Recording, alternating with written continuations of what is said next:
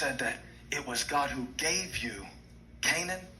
That's the promised land. We're not talking about land. We're talking about the lives God has given us.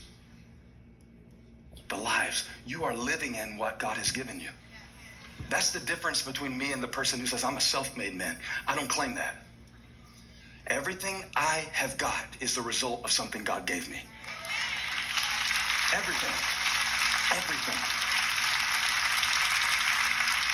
So I don't want to apologize for it, but I don't want to be proud about it because God gave it to me. You are living in something that was given. And if you don't believe that, you will be prideful. And if you don't believe that long enough, you'll be powerless. Because you'll lean on your own understanding. Because you will say Jesus is Lord, but you will live like logic is Lord. And you'll always be counting. We only have 5. We only have 2. This won't go so far. It's too few. It's too few. I've been studying the Bible for over half my life seriously. To teach it, not just to learn it. And I've been studying the Bible over half my life, not just to preach it, but to live it. One thing I found out in the Bible is that generally speaking, you can find some exceptions, but as a general principle, listen to this. God never looks at your life and says, I can't do it because you have too few of anything. God never looks at people.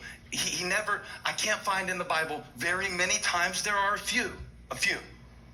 But this is one of those cases where the exception proves the rule.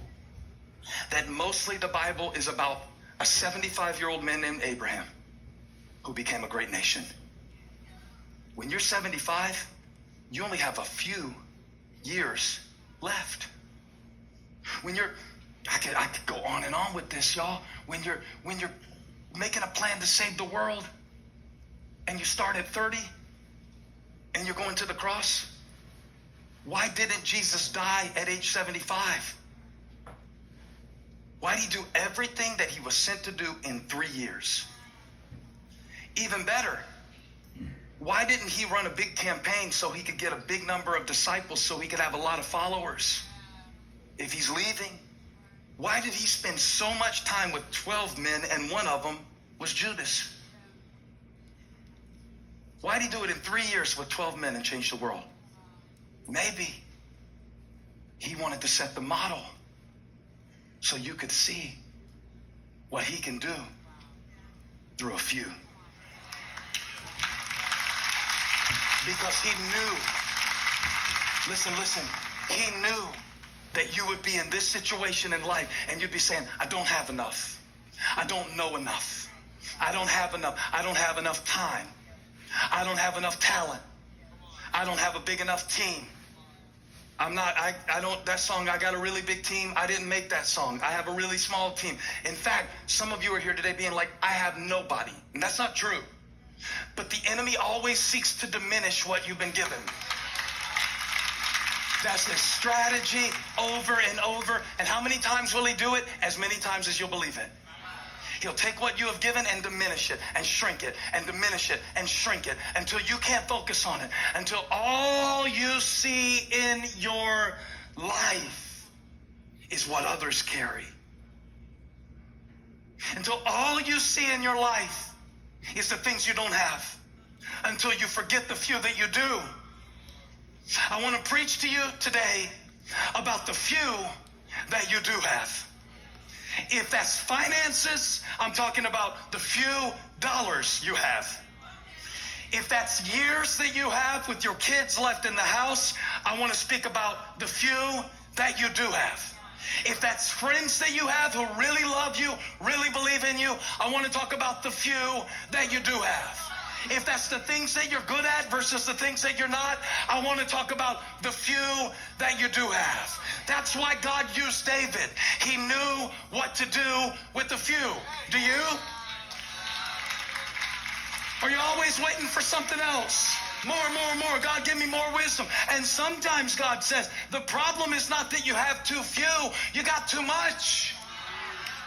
You got too much. God, give me more wisdom. God said the problem isn't the absence of wisdom.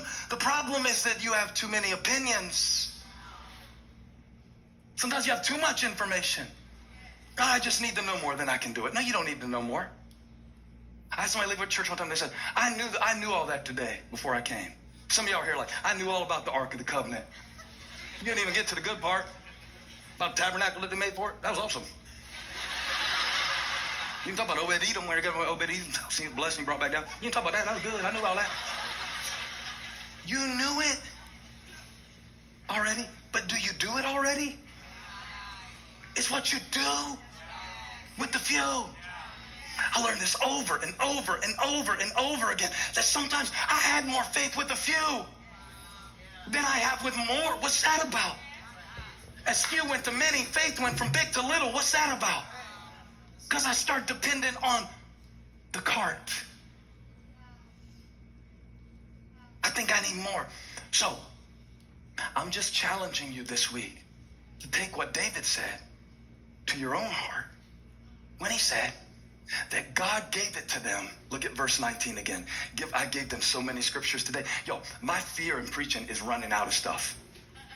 So you should see all the scriptures we don't get to. It would give you heart palpitations to know what all they're looking through back there. Because the last thing I want to get up here is 15 minutes in and go, and, I guess, So I'm always thinking that I don't have enough to say. Sometimes my biggest mistake in preaching is I try to say too much. I do too much. It's the Ark of the Covenant, it's the book of Revelation, and it's the temple of Dagon. And you're like, whoa, I just had my first cup of coffee. See, it can be just as bad to do too much. Here's David, from a shepherd to a king. And what does he go back to? Verse 19. He said, God spoke it when they were but, what's the word? Few. But few. And then he emphasizes it. Watch this. Few indeed. Just in case you think he's overstating it. He's like, nah, it was nothing but Abraham and Isaac and Jacob and the patriarchs. And God did all this out of that. Don't get it twisted to think that I'm so great as a king. David said, no. He did it when they were but few, so he could prove that he was faithful, and he couldn't prove that he was faithful if he didn't do it through a few. If he did it through a lot, you would consult the lot of your logic and the lot of your resources. So God has you in a season right now where he is stripping away some things and subtracting some things, and some people are leaving, and some things are disappearing, and some certainties are evaporating, and some things you depended on all your life are no longer able to hold you up. So God can show you what he can do through a few. It is almost like Gideon in the Old Testament, where he had 32,000 warriors. And the Lord said, I can't use you yet to deliver my people. Look at Judges 7:2. Why? Because you're not strong enough? Why? Because you're not smart enough? Why? Because you're not experienced enough? No. He said, you have too many. So why are you praying about too few when God is talking about too many? God said, take them down to the water. I'll thin them out. I'll send home who needs to be sent home. And you'll deliver the people with 300 men.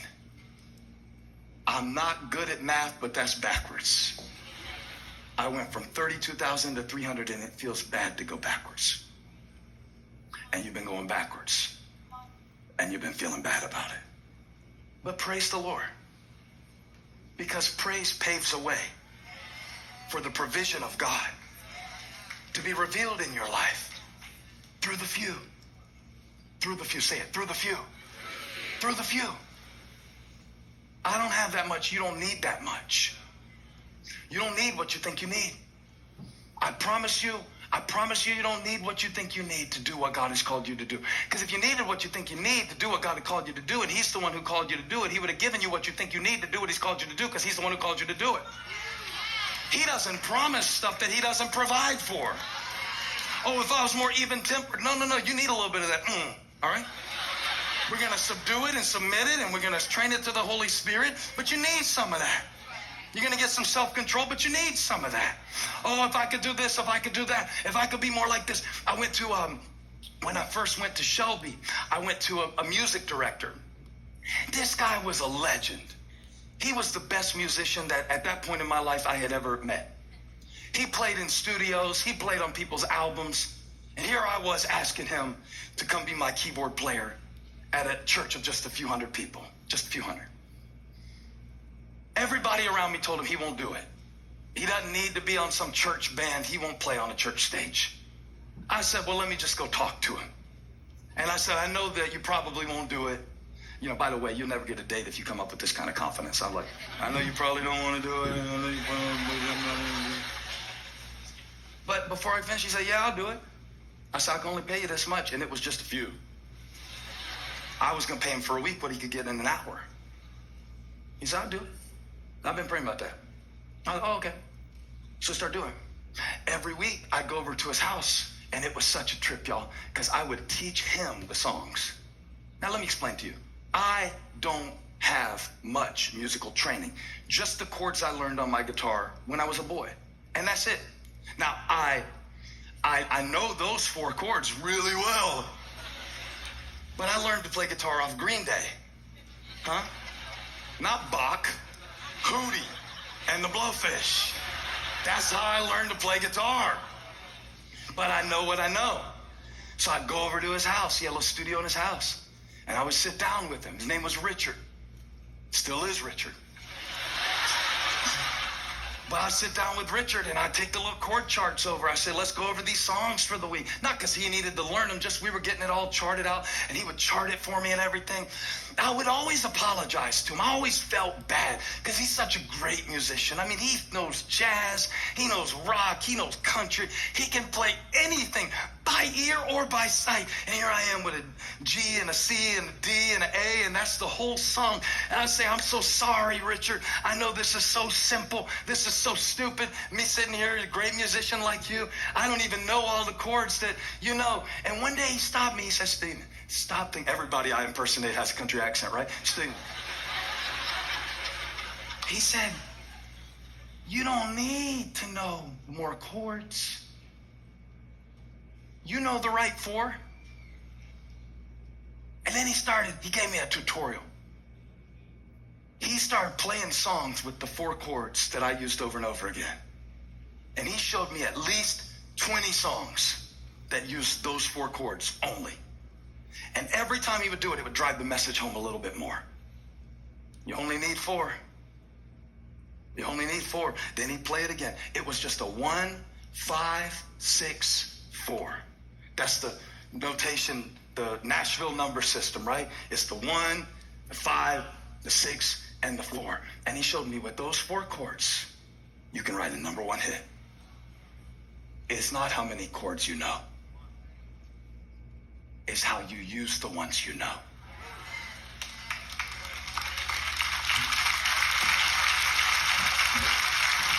Hey. I'm not preaching to everybody today. Just a few. Just a few that have been going around saying, God, I don't know enough. I don't have enough. I haven't been trained enough. I'm not good enough. I'm not sleeping enough. That must be a parent of a newborn or a dog. God, I don't have enough. And Richard showed me, you only need 4 chords. You only need 4. I'll prove it. When God got ready to turn on the lights of the solar system, he said 4 words. Let there be light. 4 words and the lights came on. 4 words and the world was illuminated. 4 words and the darkness had to back up. You only need 4. You only need 4. Hey, thank you for watching. Make sure you subscribe to this channel so you don't miss a single video or live stream. And share this video with a friend. And don't forget, you can join me live every Sunday. Thanks again for watching.